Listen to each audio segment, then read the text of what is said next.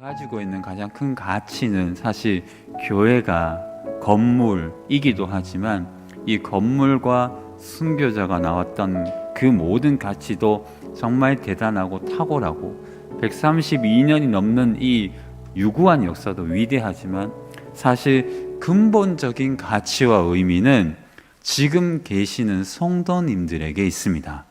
아무리 역사가 탁월하고 수천 년도의 역사가 있더라도 그 교회가 현존하지 않거나 성도들이 없거나 가견적 교회가 의미가 없어지는 즉시 그 역사는 단순히 써내려가는 역사이고 과거의 역사일 뿐 아무런 의미가 없습니다. 그렇잖아요. 만약 우리가 일본의 압제 속에서 나라를 잃었다면 그 수천 년 동안의 우리나라의 역사는 편입되고 일본의 역사로 끝나기 때문에 아무런 의미가 없어지는 거예요. 그러니까 우리가 현재적인 신앙생활을 통해서 구례중앙교회나 우리의 인생이 현재적 신앙생활을 잘하는 것이 과거를 잊는 방식일 뿐만 아니라 미래로 가는 유일한 길이라는 것을 꼭 기억하셔야 됩니다. 현재를 어떻게 사는지에 따라서 과거와 미래가 계속 쓰여진다는 것은 굉장히 중요합니다. 그래서 우리가 지금 이 순간 신앙생활 하는 것이 굉장히 중요합니다. 감사하게도 우리는 수십 년 동안 여러 좋은 일들과 어려운 일들을 통해서 반복적인 삶의 어려움과 좋은 일들이 많았지만 이 132년 동안의 이 역사 가운데서 우리는 숫자도 그렇고 의미도 그렇고 가치도 그렇고 어떤 부분에 있어서는 굉장히 넘어지기 쉽고 존폐 위기에 있을 수 있는 위기가 많았을 수도 있었을 건데 우리는 여전히 이렇게 강건하고 거룩한 하나님의 교회로서 지금 위치와 의미와 가치를 계속해서 항존하는 이유는 여러분들이 이 자리에서 신앙생활을 굳건히 지켰다는 자부심도 있기를 주의 이름으로 축복합니다. 한 사람이 지켰기 때문에 오늘 우리의 교회가 존재하는 겁니다. 원래 가까이 있는 사람은 자기 존재의 가치를 잘 보지 못해요.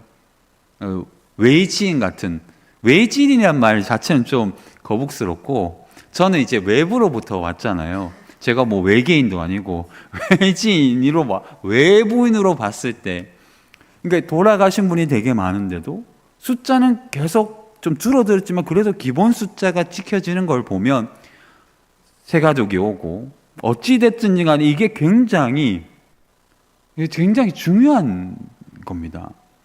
여러분 우리 구례 땅이 23,000명이잖아요. 그러면 우리 교회가 300명이 되잖아요. 그 비율로 봐서는 우리 교회는 무슨 교회다? 초메가처치 교회다. 그리고 여의도 순복음교회 수준이에요. 여러분 수학적으로 환산해 보십시오. 우리 교회가 같이 한번 따라해 보겠습니다. 제일 큰 교회다. 자부심을 가지라고 얘기하는 게 아니라 수학적으로 그렇다는 뜻이에요. 동기 목사님이 그런 얘기 하더라고. 야, 여의도 순복음교회네, 구례중앙교회는. 그렇게 봤을 때는 굉장히 크죠. 맞죠? 이게 우리가 자랑스럽게 생각할 부분도 있고 또한 거룩한 부담감을 가질 필요도 있습니다.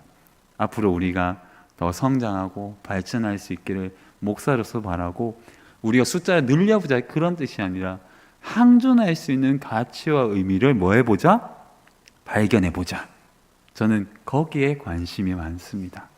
여러분 오늘 이 본문은 사실 마지막 이제 누가복음 구원자 그리스도 예수에 대해서 이야기하는 가장 좋은 본문이기도 해요.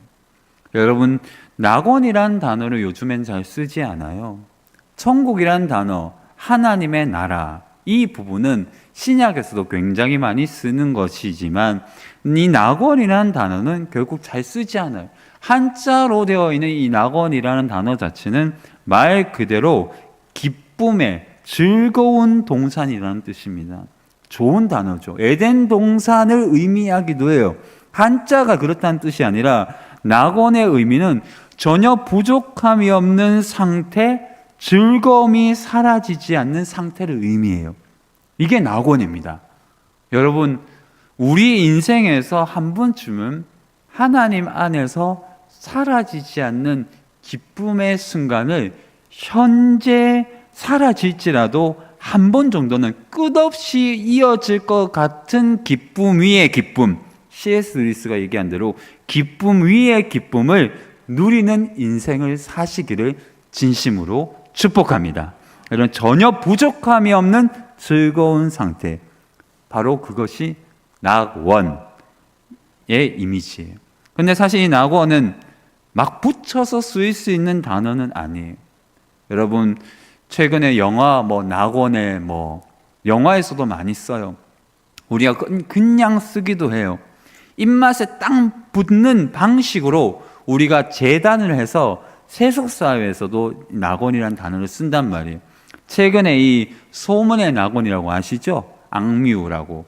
예수 믿는 이제 듀엣인데, 가족. 그 노래는 참 좋아요.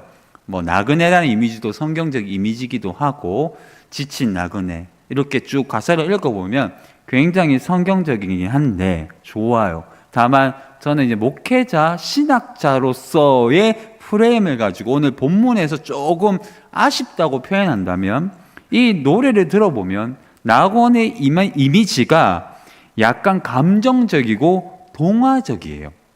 낙원은 사실은 오늘 본문으로 쓰이는 낙원의 단어의 느낌과 그 악뮤가 얘기했던 동화적이고 감정적이며 개인적인 삶의 부드러움과 안음과 기쁨이라는 협소한 의미에서의 낙원은 아니에요.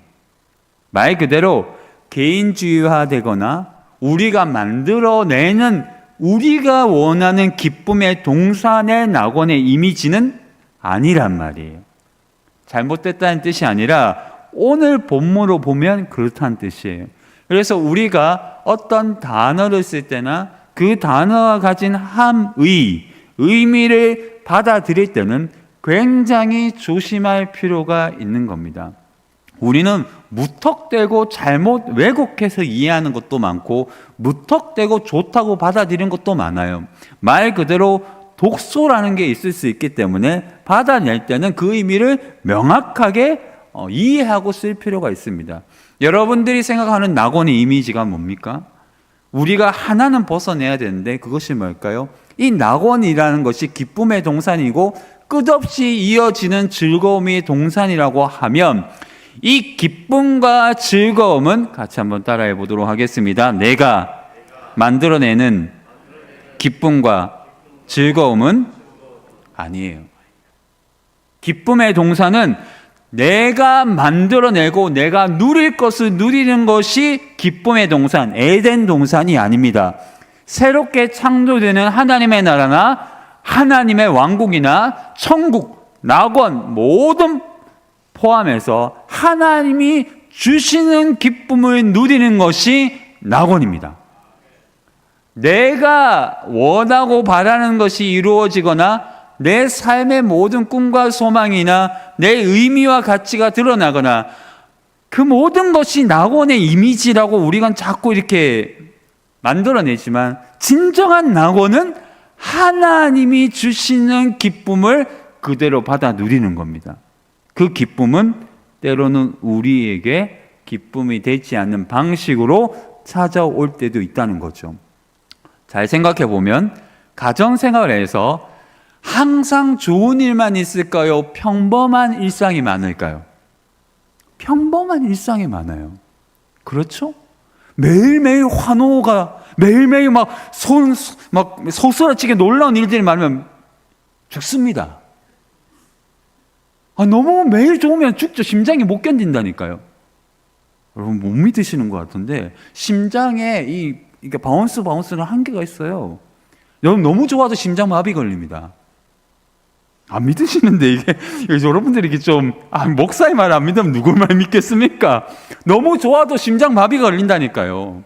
적당히 좋아야 됩니다. 적정선에서의 거든요. 오늘 성경에서 많이 쓰이지 않는 이 낙원이란 단어는 파라다이스, 잘 아시죠? 낙원. 원어가 거기에서 파생된 단어예요. 이 파라데이소스라는 이 단어는 고린도후서 12장 4절과 계시록 2장 7절 그리고 오늘 딱 3번만 쓰인단 말이에요. 자주 쓰이는 단어가 아니에요. 그리고 누가복음은 이 단어를 자신의 의미를 부여하고 구원자 그리스도 예수가 주시는 참된 낙원이 무슨 의미인지를 좀 명확하게 설명하기 위해서 저는 썼다고 생각합니다. 이 낙원이라는 단어를 원래 헬라어로 찾아보면 이건 명확한 뜻이 있어요. 그대로 읽어드리자면 제가 번역을 또 새로 하겠지만 진미로 가득한 보호받고 벽으로 둘러진 정원으로 이해되는 천국입니다. 진미로 가득한 보호받고 벽으로 둘러진 정원으로 이해되는 천국. 중요한 것은 모든 먹을 것, 마실 것, 누릴 것들이 가득하고 그것이 철벽으로 보호받을 뿐만 아니라 그 벽 안에 있는 곳이 뭐다? 정원처럼 모든 것이 풍요로운 즐거움의 동산이에요. 그게 바로 뭐다? 낙원이에요. 근데 중요한 것은 이 풍요로움과 이 풍요로움이 영원히 지켜지는 안정적인 공간을 누가 만드셨을까요? 내가 만들었습니까? 내가 들어갈 수 있습니까? 내가 그곳에 입장권을 가서 살 수 있습니까? 내가 그곳에 나올 수 있습니까? 나올 수도 없고 들어갈 수도 없고 내가 선택할 수도 없고 내가 선택받을 수도 없어요. 무조건적인 하나님의 은혜로만 들어가는 것이 낙원임을 믿습니다. 이게 첫 번째 중요한 사실이 기쁨의 동산은 초대받은 자, 무한하신 하나님의 긍휼로 초대받은 자, 강제적이고 강압적일 뿐만 아니라 내가 선택할 수 없는 바운더리 속에서 하나님의 주도적인 사역과 긍휼과 은혜로만 그 낙원에 들어갈 수 있고, 낙원에 들어간 사람은 절대 내 발로 나갈 수 없을 뿐만 아니라 나가고 싶은 마음도 없겠지만 나갈 수도 없는 무한한 영원한 공간이라는 것을 기억하셔야 됩니다. 구원이라고 하는 의미는 우리 주님과 함께 낙원에 있다는 뜻인데, 구원이 왜 전적인 은혜인가 하면 구원 자체가 우리가 대가 없이 하나님이 주시는 사랑으로 말미암아 받아내려진 가장 거룩하고 순수한 하나님의 은혜이기 때문입니다. 그래서 하나님의 도성은, 샬롬의 도성은 어거스틴의 표현대로 사랑으로 입장하여 사랑으로만 그 도성에 계속 거할 수 있어요. 그래서 어거스틴은 하나님의 도성에서 하나님의 왕국, 하나님의 도성, 하나님이 거하시는 천국을 사랑의 도시라고 얘기했습니다. 사랑의 도시. 말 그대로 사랑의 도시는 사랑해야만 그곳에 거주할 수 있는 겁니다.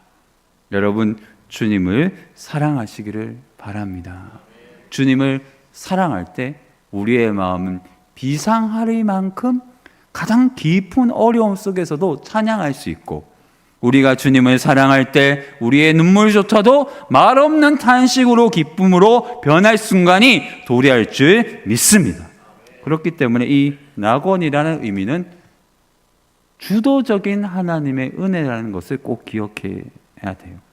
여러분, 그런데 신기하게도 성경을 쭉 읽어보면 오늘 본문은 이 낙원이라는 아주 좋은 단어가 가장 지옥 같은 상황에서 말해주고 있다는 거예요. 여러분, 본문을 아시잖아요.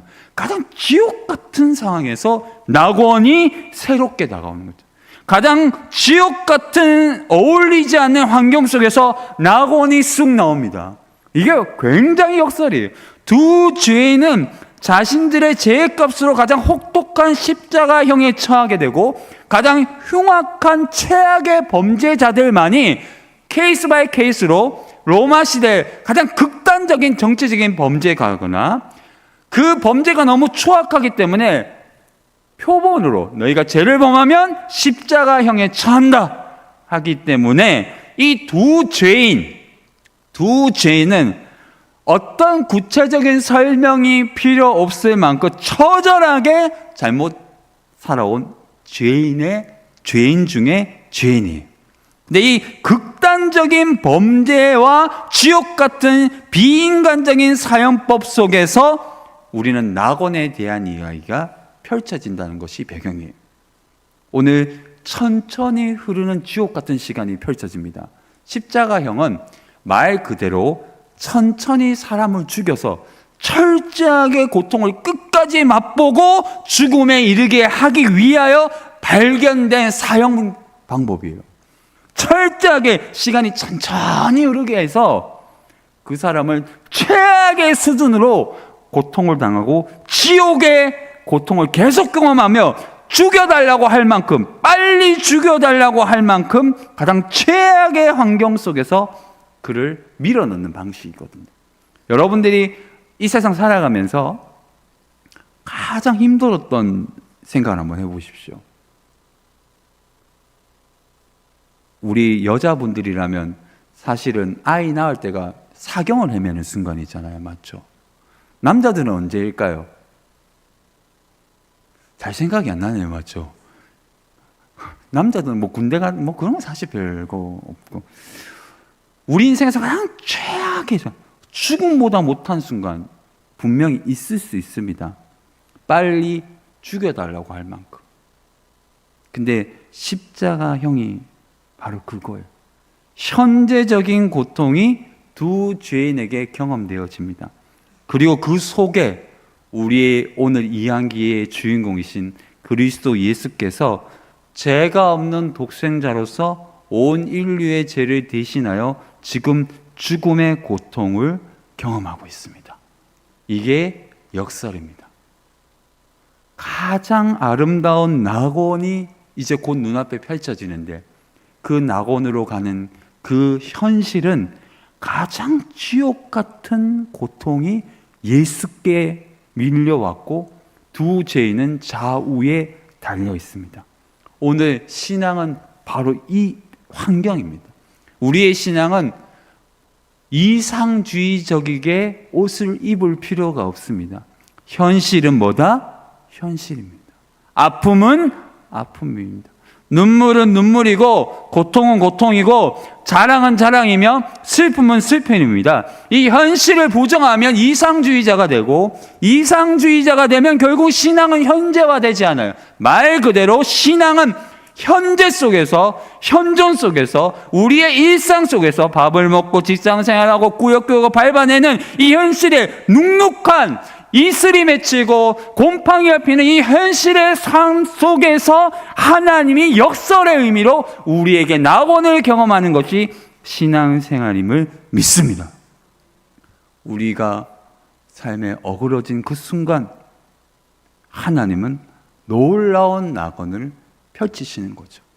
그러니까 가장 위대한 하나님의 역사가 일어나는 순간은 언제일까요? 가장 어려울 때입니다. 가장 우리가 힘들 때가 언제일까요? 기도 제목이 많을 때예요.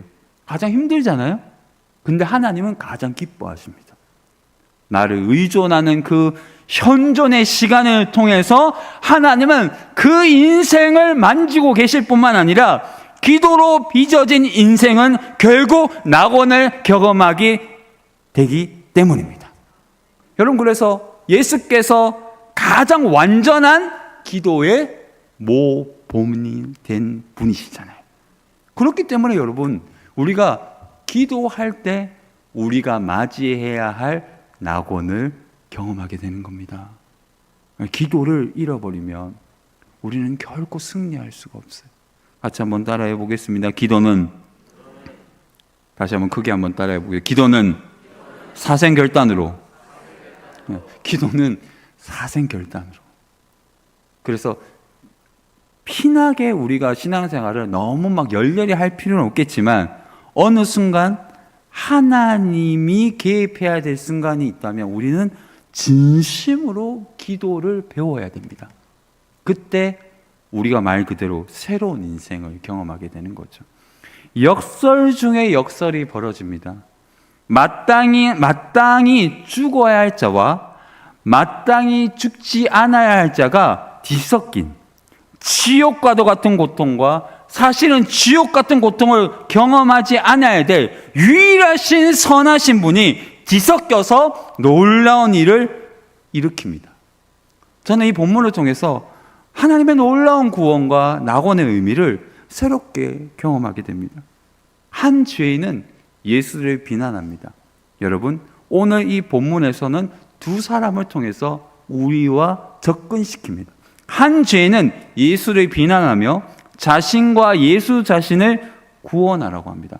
여러분, 이렇게 얘기하죠. 네가 만약 하나님의 아들이거든. 너도 구원하고 누구도 구원하라? 나도 구원하라. 이게 첫 번째 우리가 해야 될 일이 아닙니다. 여러분, 구원이라고 하는 의미, 말 그대로 낙원을 경험하는 의미, 우리가 은혜 받는다는 의미는 하나님 나를 위해서 이것을 하십시오. 그러면 내 하나님이 될 줄 믿습니다. 이 기도는 하면 안 됩니다. 나를 구원해 주시옵소서. 하나님 나의 낙원을 만들어 주시옵소서. 하나님 내 인생을 누구보다 건강하게 해 주시옵소서. 하나님 내 인생의 꿈과 소망이 거룩하지 않습니까? 좋은 일 아닙니까? 내 인생이 어떻든지 간에 하나님 내가 이 모습 이대로 하나님 날 받아주신다면 하나님 나도 구원하고 당신도 구원하는 그 능력을 통해서 당신과 내가 다 잘 될 수 있게 해 주시옵소서. 이 기도는 하나님이 받으시지 않는 낙원에 들어갈 수 없는 죄인의 기도이기 때문에 예수께서는 이 기도를 받으시지 않아요. 그 죄인의 음성에는 답을 내리지 않을 뿐만 아니라 응답하지도 않고 다 같이 한번 따라해 보겠습니다. 무시합니다. 여러분, 우리가 기도할 때 하나님이 기뻐하시지 않는 기도를 하면 철벽 같은 느낌이 들 겁니다.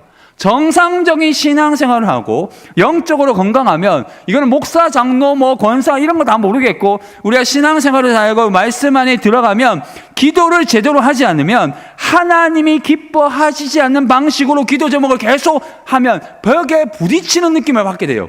아무리 주여 주여 외치고 금식 기도를 많이 해보십시오. 하나님이 기뻐하시지 않는 방법으로 낙원을 추구하거나 하나님 원하시지 않는 방법의 응답을 구하거나 내가 원하는 방식들의 인생을 구원하기 원한다면 그 기도는 벽을 부딪히는 메아리로 돌아올 겁니다.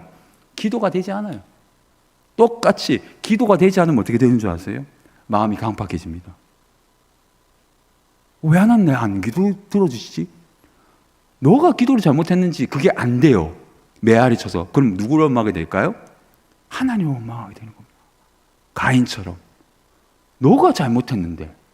그러니까 기도를 잘못하면, 기도의 제목이 잘못되면, 감사의 제목이 잘못되고, 기도를 제대로 배우지 않으면 영적으로 건강해지지 않을 뿐만 아니라 영적으로 타락해요.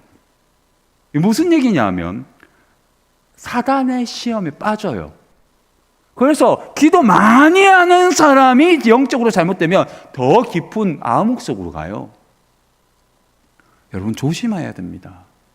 기도 많이 한다고 하시는 분들이 항상 조심해야 돼요. 영적인 암흑의 길을 갈 수가 있어요. 왜냐?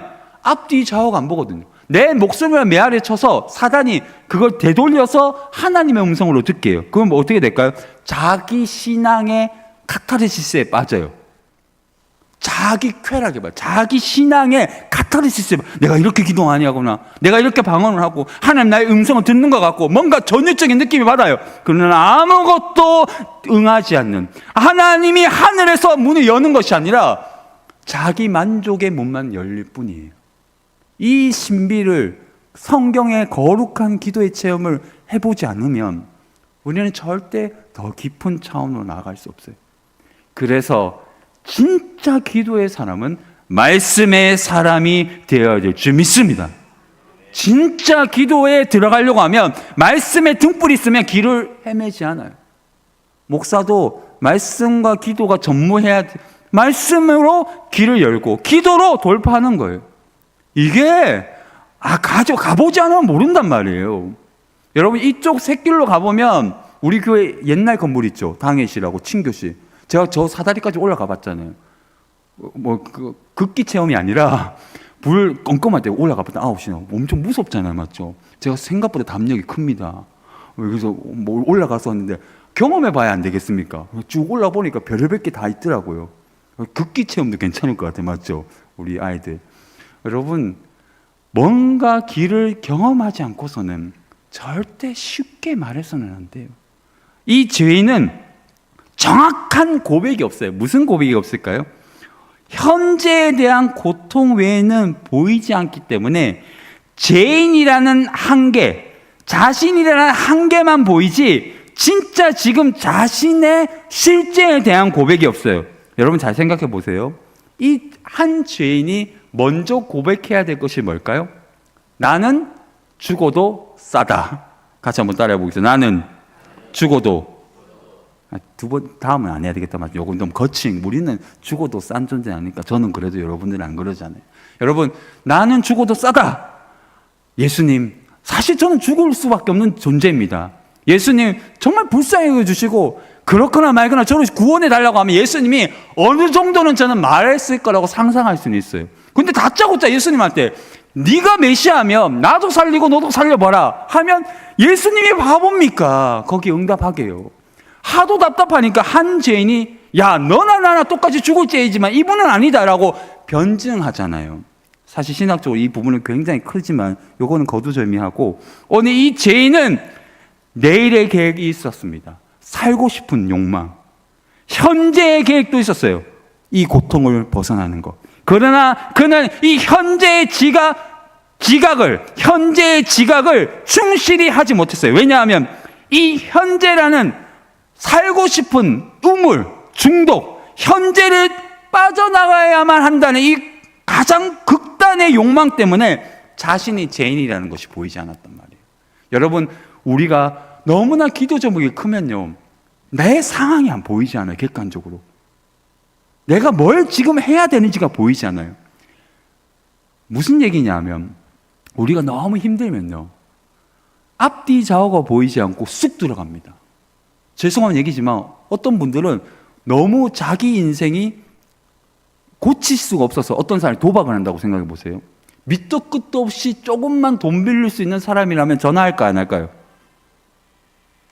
전화가 왔네요. 와, 정확하게 전화가 왔네요. 야, 정말 감사합니다. 밑도 끝도 없이 전화가 온다 안 온다? 옵니다.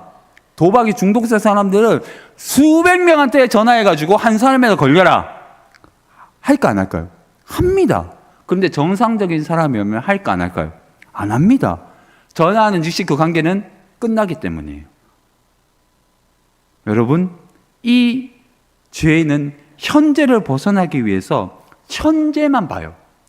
여러분, 기도라는 것은 현재를 이겨내기 위해서 하는 것이 아닙니다.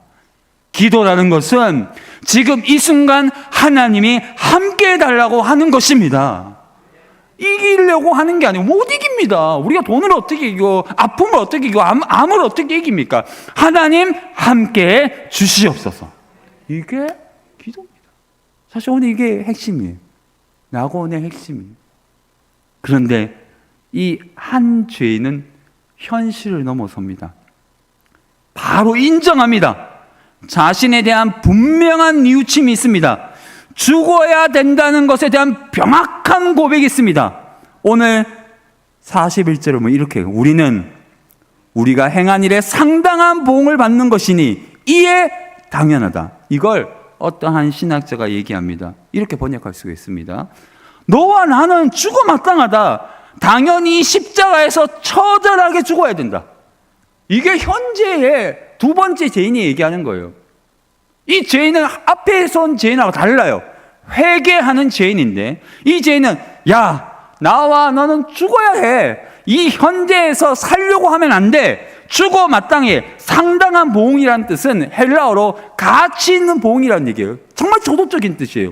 우리가 이렇게 고백하기 어렵단 말이에요. 야, 우리가 죽는 거, 아픈 거, 내가 힘든 거, 내가 이렇게 절절하게 고통스러운 건 다른 사람은 모르겠지만 스스로 고백하는 거죠. 가치 있는 보응이다. 즉 하나님이 내게 이렇게 하신 것은 마땅하다. 하나님은, 같이 한번 따라해 보겠습니다. 하나님은 선하시다. 어떤 일이 다가오더라도 하나님은 선하시다는 것을 고백하면 그 순간 낙원의 문이 열릴 줄 믿습니다. 그것이 구원자 예수 그리스도를 믿는 믿음의 고백을 하는 순간일 뿐만 아니라 충격적인 은혜가 태어나는 순간입니다. 이건 신학적 고백인데, 충격적인 은혜가 자기 죄를 고백하는 한 죄인, 정말 충격적인 은혜죠. 평생 죄인으로 살았어요. 한 번도 예수를 몰랐단 말이에요. 십자가에 처형될 만큼 극단의 죄를 저질렀는데 죽어 마땅했는데 한순간 그리스도 예수를 받아들이고 내 죄를 고백하면서 너와 나는 죽어 마땅하지만 주여 낙원에 임하실 때 나를 생각하시옵소서, 그 즉시 그가 충격적인 은혜를 받아요. 여러분, 우리가 그런 존재입니다. 아무리 우리가 과거가 비상하리만큼 최악이라도 현재 우리가 충실히 그리스도 예수를 받아들이고 현재의 삶에서 하나님이 주시는 놀라운 은혜 가운데 겸손하게 무릎을 꿇고 하나님이 내게 원하시는 현재의 고백, 그게 회개든지 감사든지 내 어둠이든지 그 자기 부족이든지 어떻든지 간에 현재 속에서 하나님이 원하시는 것을 받아내고 표현할 수만 있다면 여러분들이 충격적인 은혜를 받는 주인공이 될 줄 믿습니다.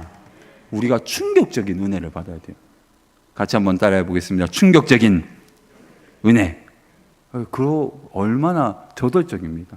그래서 여러분, 제가 주일날 오예배 때 얘기했잖아요. 제가 목양실에 있을 때 발을 뻥 차고 목양실에 문이 박살낼 만큼 뻥 차면서 목사님, 이런 기적이 일어났습니다. 올 한해 이런 일이 있기를 기대해 봅니다. 문이 박살나도 얼마나 기뻐요, 맞죠?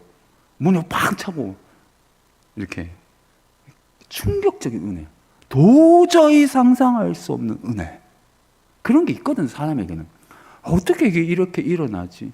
말 그대로 고목에 꽃이 피는 거예요. 갑자기 이 공간에 새가 깃드는 거죠. 말할 수 없는 놀라운 성령의 충만함이 우리를 걷잡을 수 없이 붙잡아가지고 영국에서 일어났던 유명한 부흥의 운동처럼 미국에서 대각성 운동이 한 4살짜리의 죄의 고백에서 일어난 것처럼 우리가 그런 일이 일어나지 않을 거라고 누가 장담합니까? 물론 여러분들은 좀 어떻게 생각하실지 모르겠지만 제가 꿈꾸는 꿈은 기대치는 큽니다. 왜냐? 주님이 그렇게 사용하기를 간절히 바라는 것은 좋잖아요. 우리가 꼭 유명해져야 됩니까? 그것보다 오히려 더 중요한 건 주님이 드러나시도록 일하는 것임을 믿습니다. 여러분, 이 죄인에게는 도덕적 갱신의 기회가 주어지잖아요.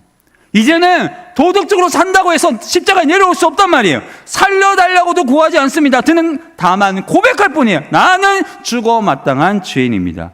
나는 당신 앞에 무익한 종입니다. 나는 이 세상 속에서 무죄한 죄가 아니라 죄인입니다. 그러나 나는 이 현존의 생명은 버리지만 당신이라는 존재는 결국 하나님의 아들 예수인데 내가 볼 때 당신은 죄인이 아니고 의인이고 당신이 거하는 그 나라는 내가 가고 싶은 낙원을 가시는 분이신데 뚜렷한 믿음으로 표현된 포장되어진 뚜렷한 믿음을 가지고 있는 이 한 죄인의 고백은 도저히 가늠할 수 없는 하나님의 구원자 되신 그리스도 예수를 고백함으로 이렇게 얘기하는 거죠. 예수여 42절입니다. 예수여 당신의 나라에 임하실 때 뭐하라? 나를 기억하소서. 이게 이사야서 표현이고 구약의 표현입니다.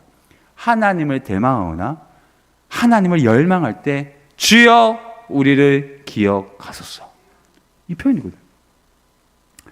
이걸 번역을 새롭게 하면 이렇게 표현할 수 있습니다. 당신이 당신의 나라 안으로 들어갈 때 나를 기억하소서. 당신이 당신의 나라 안에 들어갈 때 나를 기억해달라고. 여러분, 오늘 낙원은 예수 그리스도 영원한 구원자 대신 우리가 참된 죄인이라고 고백하고 그 즉시 그 현재의 순간 그 회개하는 죄수는 오늘이라는 선물을 받습니다. 우선 낙원을 선물을 받는 게 아닙니다. 여러분 43절을 정확하게 보십시오. 예수께서 이르시되 내가 진실로 내게 이르노니, 같이 한번 따라해 보겠습니다. 오늘입니다. 오늘 낙원을 먼저 받는 것이 아니라 지금 이 순간을 먼저 선물로 받습니다. 할렐루야. 낙원은 가야 될 나라가 아닙니다. 하나님의 나라, 하나님이 통치하시는 곳, 기쁨의 동산, 우리의 현실의 삶에 있어서의 하나님의 개입은 과거도 아니고 미래도 아니고 내일의 응답도 아니라 현존임을 믿으시기를 바랍니다. 기도하는 즉시 하나님을 구원자로 영접하는 즉시 진심으로 하나님을 기뻐하고 하나님을 사랑하고 열망하면 오늘 이 순간이 하나님의 기쁨의 동산이 되는 거예요. 내가 지금 바뀌지 않으면 영원히 바뀌지 않아요. 지금 조금씩 성장하지 않으면 언제 우리가 발전할 수 있겠습니까? 어제와 오늘이 다르고 내일이 기대되는 오늘. 자, 어제와 오늘이 다르고 내일이 기대되는 삶. 그것이 우리가 살아야 될 삶입니다. 내일이 철저히 돌아오지 않을 것 같은 시간, 기대하고 싶지 않은 시간, 눈 뜨고 싶지 않은 삶, 이러면 안 되죠. 물론 그럴 수 있어요.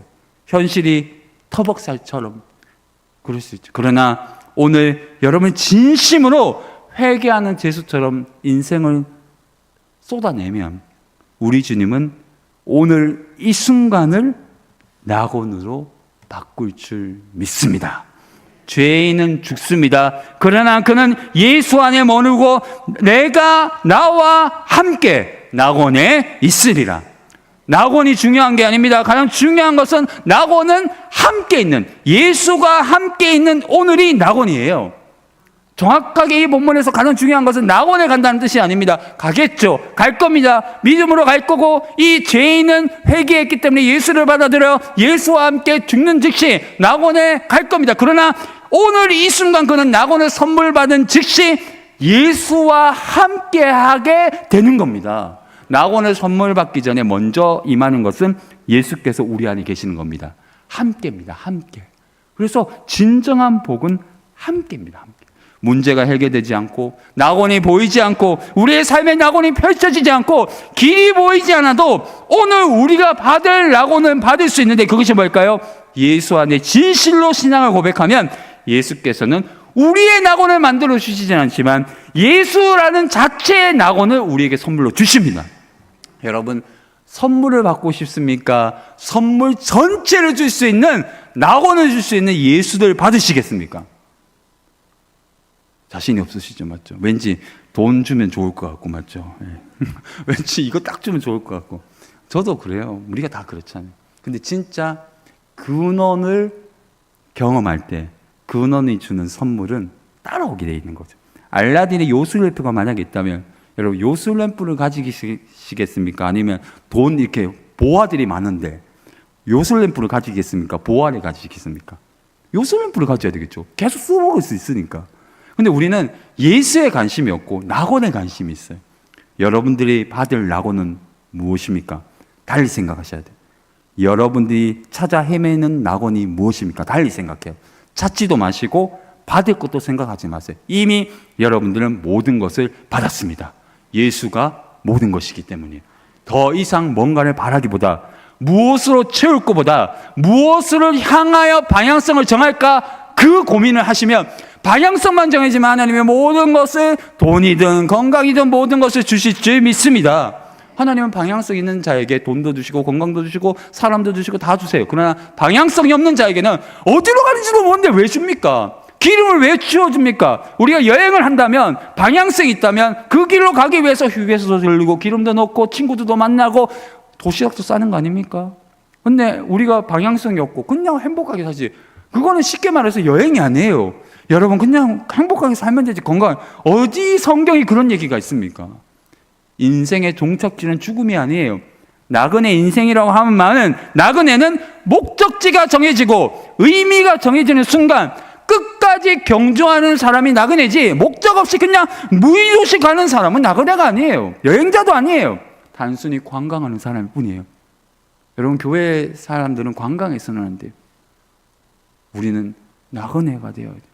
죽을 때까지 우리는 낙원을 찾지 마시고 이미 받은 거룩한 낙원 예수 안에 머무르면 가장 온전한 자유가 주어져요. 못생겨도 감사하고, 아멘. 저희가 못생겨도 감사하고, 잘생기면 더 감사하고, 건강하면 감사하고, 아프면 또 감사하고, 아프면요 눈물이 잘 나요. 얼마나 좋아요. 죄송합니다. 저만 아프도록 하겠습니다. 아프면 눈물도 잘 나요. 얼마나 기도하기 좋아요. 그래서 사람은 목사는 좀 아파야 돼요. 아프면 기도가 잘 돼요. 행복하면 기도가 잘 돼요. 좀 행복하고 싶지만 그렇단 말이에요. 인간이 연약하기 때문이에요. 가슴이 아프고 기도 제목이 생기고 낙원이 만들어지기까지 몸부림치는 그 순간 사람은 살아있다는 느낌을 받아요. 그래서 간절하게 뭔가를 하다가 순수해진단 말이에요. 저는 그 경험을 맞다고 생각해요. 여러분들의 낙원은 어디에 있습니까? 파랑새가 아니에요. 우리는 낙원은 저기 있지 않아요. 낙원은 찾는 게 아닙니다. 절대 그런 파라다이스는 없습니다. 오늘 노란색 입으셨는데 아주 젊어 보이시네요. 예, 햇병아리처럼 이렇게 너무 감사합니다. 찬양도 잘해 주시고. 우리의 낙원은 지금입니다. 우리의 낙원은 여기에 있어야 돼요. 밥 먹을 수 있는 거 감사하고 원망할 수 있는 것도 감사해요. 지나치지 않으면 적당선에서는 괜찮아요. 밥상을 던지지 않는 선에서는 괜찮아요. 적정선에서는 괜찮아요. 그게 하나님이 받으신단 말이에요. 그런데 넘어서면 안 돼요. 넘어서는 게 뭘까요? 첫 번째 죄인이에요. 여러분, 첫 번째 죄인은 되면 안 돼요. 나만 생각하는 거. 다 필요 없고 날 살려내라. 그런 건 안 돼요. 하나님이 안 살려줍니다. 절대 살려주잖아요. 하나님은 그런 기도는 받아내지 않아요. 그래서 기도의 시간이 길든 짧든지 간에 진심으로 기도해야 됩니다. 진심으로 기도해 보십시오. 진심으로 하는 기도가 응답되지 않은 적이 없어요. 왜냐? 진심 어린 기도는 자기를 울려요, 우선. 진심으로 기도하면 자기가 운다니까요. 마음이 동화돼요. 내가 이렇게 진심으로 기도하고 있구나. 자기가 감동을 받아요. 그리고 자기가 하나님 앞에 무릎을 꿇게 돼요. 그러면 어떻게 될까요? 하나님이 감동하세요. 하나님을 감동시키는 유일한 방법은 딱 한 가지밖에 없습니다. 진심으로. 진심으로. 흑인 연가잖아요. 치킨 뜯어먹으면서 슬퍼서 눈물 흘리면서. 치킨의 유래가 흑인들이잖아요. 치킨, 통닭이요. 원래 흑인들이 먹을 거 없어가지고 튀겨 먹었잖아요. 진심으로 신자 되기 원합니다. 진심으로. 얼마나 구슬퍼요, 그들의 인생이. 근데 하나님이 그들의 삶을 받으시잖아요. 여러분들의 인생이 진심이 되기를 바랍니다.